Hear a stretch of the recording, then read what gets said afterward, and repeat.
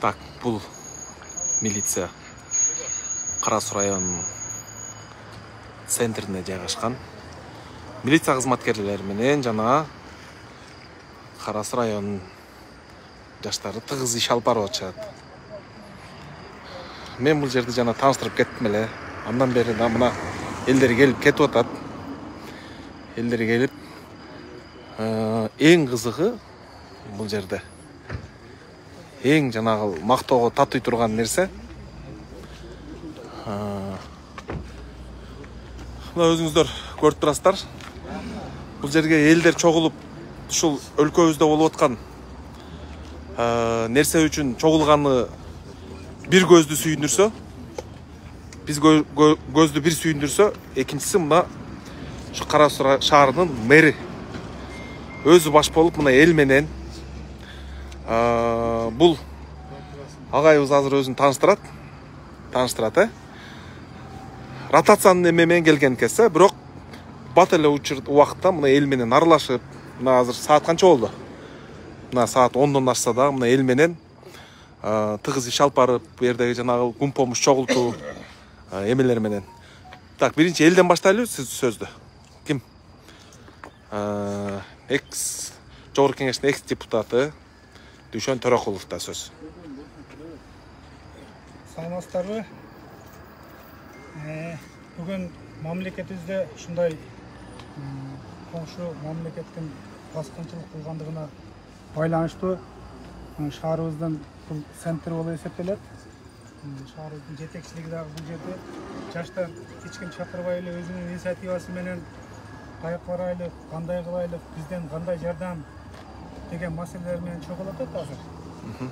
Анан бул жерде мына Кара Суу шаарынын башчысы мэрибиз өзү чыгып, жаштар менен акыл насаат айтышып, анан жардам беребиз деп эле ызылдап машинага отуруп, ар ким өзүнчө кетип калып, ал жакта бекерлеп пробкага калып, менин оюмча баса албаса деле керек, блокпосттор орнотулган, өтө албай атышат баргандар.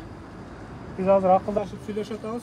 Урматтуу баткендик туугандар, 9 мындай бул жака келе тургандар болуп калса, ушундай жашоо турак керек болуп кала тургандар болсо, шаардын жетекчилиги менен биргеликте Кара Суу шаарыбыз эми кичинекей экен, бир гостиницабыз бар.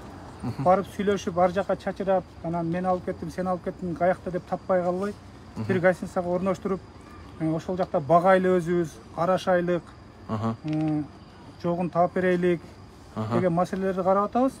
Анан эми Кудай сактасын, будан Кудай бетин ары кылсын, кырдаал оорулашып кете турган болсо, мына шаарыбыздын жетекчилиги менен дагы сүйлөшүп атабыз. Буга чейин бир 500-600дөй балдар уже даярданышып, бизден кандай жардам айтканыңардай кылып барып берейлик, не жардам колубуздан келген кол кабышты кылып берели деп атабыз. Анан мындай физический жардам керек боло турган болсо, мындай ишке жарай турган мындай уулдардын күчү керек боло турган болсо, Кара Суу шаары даяр. 500-600дөй бала бар бул жерде азыр. Мына маршрутка машиналар уюштурулган, чыга койгонго даяр. Главный баарыбыз тынчылык болсун, дуктан түшпөйлүк. Кудай буйруса кыргызга эч ким ынтип кол салып келе алган эмес, кыргыз эч качан жеңилген эмес, мындай учурда эч качан мүнкүрөп дагы бербейт. Биз эч качан коркпойбуз.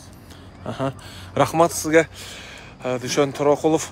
Бул эми сиздердин бүгүнкү монтип чогулганыңыздар жамандык болбой эле койсун.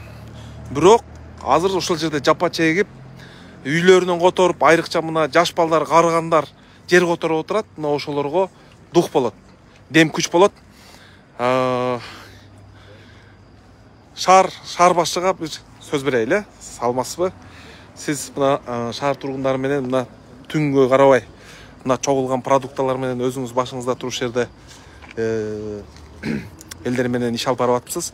Ошол боюнча кичине бир маалымат иретинде элдерге бөлүшүп койсоңуз болот. Элдер менен бөлүштүргөндө сиздин сөзүңүз көбүнө дем болот. Жалпы эле баарыбыз тең мынакей ошо бүгүнкү ошо Баткен жергесинде түзүлгөн кырдаал боюнча жүрүүбүздөн сезип турабыз. Анан эми ошол багытта биз дагы жакында жардам көрсөтүү багытында ушул атайын Кара Суу райондук мамлекеттик администрациясы менен бирдикте кеңешип ошо кабыл алуу функциясын уюштурдук. Анан эми ошо шаардыктарга айта кетет элек, ушул азыркы түзүлгөн кырдаалдан жигиттер тынч туруп тургулачы. четке калбастан келип ар кимиси жардам берет деген үмүттөбүз. Анан ошо ким жардам бере турган болсо, ошо атайын ушулар ошо түйүнгө келиптир. Түйүнгө, бирок дагы жакшы мына уже жардамдар келип баштаптыр, агай. Өзүңүздүн аты жөнүңүздү тааныштырып койсоңуз? Бакыт Жейналиев, Кара Суу шаарынын мэри. Бул агайга мен өзүм сөз кошуп коеюн. Чоң ыраазычылык агайга. Чынын айтканда, мына кайра айтып атат дебек эле, бирок ушундай кыйынчылык болгондо, мына элдер менен чогуу ушул жерде туруп, баягы шефтер болуп, баягы жипке отуруп кетип, отдельный тамак жебей, мына ушул жерде тамак жеп элдер менен, ушул элдер менен мындай бир чогуу турганыңыз бул не только элге дем күч. Бул азыр мына бийлик башында тургандарга да дем күч. Ишенип коюлган мэрлер бул бийликтин өкүлдөрү да. Бийликтин түзмө-түз жүзү. Мына өздөрү границалар менен башка мамлекеттердин ортосунда телефон чалуулар болуп атканда, мына ишенип тапшырылган ушундай Бакыт агай, Бакыт агай эле деп коелу. Мына сиз үлгү болуп атасыз. Көп шаардагы мэрлерге мына үлгү болуп атасыз. Ушундай туруп бергени бир убакыттар өтөт, мына эл бала болот. Ошол бийликке жардам болуп аткан, мына сизге мен ыраазычылык билдиргим келди ушул жерде. Рахмат, жакшы көрүнүш. Анан айрыкча мына жаштар только эле спортсмендер эмес, ушул жанагы Дүйшөн Төрөкулов айтмакчы, ишке жарактуу, күчкө жарактуу жаштарыбыз мына баягы илгери тил менен айтканда сак деп коет эле го. Сакта туруп, дежурство да кылып туруп бергениңиздерге силерге дагы Алла разы болсун. Дагы сөз кошо тургандарыңыздар барбы? Жигиттерибиз келиптир. Чата турган жер болсо, жардам болсо, өзүбүз ошо бакканга тамак ашын, жатаканасын мойнубузга алып 50-60 киши батырат деген үйүбүз бар деп атай келиптир бул жерге. Рахмат, жол болсун. Атыңыз, аты жөнүңүздү айтып коюңузчу. Assalomu alaykum, Кыргыз элим. Мен атым Юрбек Исмаевич. Район строй курулуш компаниясынын жетекчисимин. Биз дагы кайдыгер карабастан ошо агаларыбызды колдоп, ошо кыргыз элибизди колдоп, бизде азыр 50-60 орунду местабыз бар өзүбүздө домдо. Азыркы күндө Баткенели келген болсо, ошол жерге жайгаштырып, бардын караштырабыз. Тамак-самагы менен каралашканга эч кимден бир сом сурабай. Бул албетте кайсы кишилер жөнүндө айтылып атат. Буга чейин соцсеттерден көрдүк, жалаң жаш балдар, кары картаңдарды жана тополоң болгон жерден кичине алып эвакуация кылып атпайбы? Ошолорду керек болсо мына 60 адамды биз жайгаштырып, мына бирле байкебиз, бир эле байкебиз жайгаштырып бере алам деп атат. Анан мына ар бири ошентип туруп беребиз деген мына эр азаматтар чогулуп отурат. Бул нерсени соцсеттегилер мактанып атат дебек эле. Жакшы нерсени көрсөтпөй да кылыш керек, бирок үлгү болуш үчүн көрсөтүп да кылыш керек. Бул азыр бирибизге көрсөтүп, бирибизге жол болуп, бирибизге терек боло турган учурда мына ушундай агалардын келип ушундай айтканы бул чын айтканда бардыгыбызга дем күч болот. Рахмат сизге. Сөз сүйлөмдөгүңүздөр барбы? Келиңиз. Келечектеги депутат бул. Assalomu alaykum. Заиров Тагай. Это кайгылуу окуя болуп атат. Кандай эле баарында маанай чөктү. Биз чогулуп мына Кара Суу району, Кара Суу шаары биригип жаштар барабыз деген өтө чоң демилгени көтөрсөк, бияктан жогору тараптан тыюу салып атат. Ал жакта беспорядок уюштурасыңар, лучше биякта туруп даяр тургула депчи.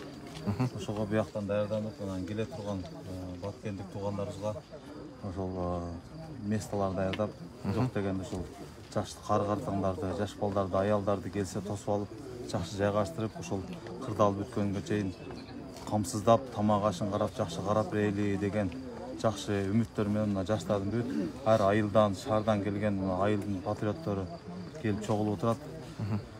Буйруса бул күндү Кудай сактасын, жакшы иш менен бүтсүн.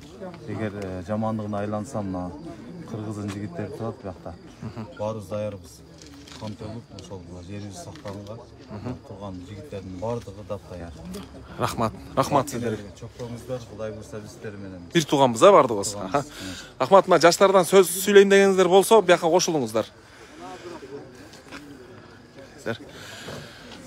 Так, эми бүгүнкү эфирди андай жыйынтыктайлы. Аябай сонун жерге жайгашыпсыңар. Милициясы, мына жардам бере турган пункт и администрация. Борбордо ая. Мейли.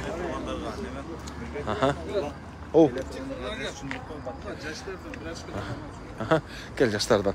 Эме, келем дейт турган болсо кайсы телефонго чалсын? Байланышка чыкса. Ким? Сайыр беле? Эме? Замир беле? Жырга. Сиздикин кайталап кое берели дагы эле, 550 менен 00 11 11. 550 00 11 11. Мынау карасулук туугандар, жердештер, айрыкча жаштар анан Баткенде мындай кырдаал болуп атыптыр деп эле өз-өзүңөрчө машинага төрттөн отуруп алып кетип калбастан мына жерде уюштуруп атат. Штаб ачылган. Анан кандай жардам керек, ошондойдон мындай өздөрү бөлүштүрүп распределять этип атат. Анан бул жерге келсе дагы мындай абардар болот, кандай болот экен, кандай кылабыз, кандай кадам кылабыз. Мындай өзү мындай кыйынчылык болуп турганда мындай дагы бир башаламан кылып албай, ынтымак болойлу, тартип болойлу. Мына жаштар менен дагы бир сүйлөшүп айтып койсоңуздар ушундай нерселер. Атыңызды тааныштырып коесуз. Атым Айбек. Агаларыбыз айткан, бизге чейинки агаларыбыз айткан сөздөрдүн баарына кошулабыз, колдойбуз.